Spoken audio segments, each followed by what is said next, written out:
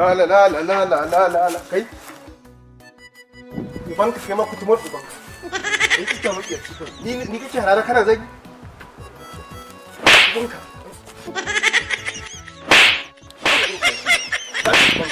Zaka ci ubanka. Ni kake zagi kake harara kutumar ubanka. Zaka wanda ya tsaya maka da ubanka ci ubanka. Hada lafiya? Lafiya ka dai? Ka garu? Wai ya za isa tsabarin nan wannan tafiyar ka kallo na harara na ina zagi na. Garin? Zagi na ke yi da kallo na harara. Sai kyale shi. Amma ka shi.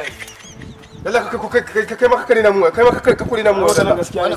Kar kure na mu hankali Allah ka kure na mu wallahi. Lafi ku bar uba kuke ganin nan Allah. Yan iska kawai. Ko kun zo ku shiga mishi ne? To shikenan. Zan ga wanda zai zo zan ga wanda zai zo taimake shi. Wani bai da hankali. Kai ne baka da hankali Allah. Na bi ka sanin abin da nake yi. Allah. Na bi ka sanin me nake yi. Allah shirye mu. Mu je kawai.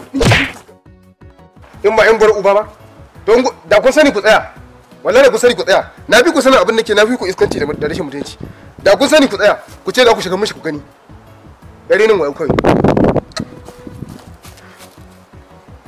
Za ka ci ubanka daga yau. Ka sake zagi na zuciya. What?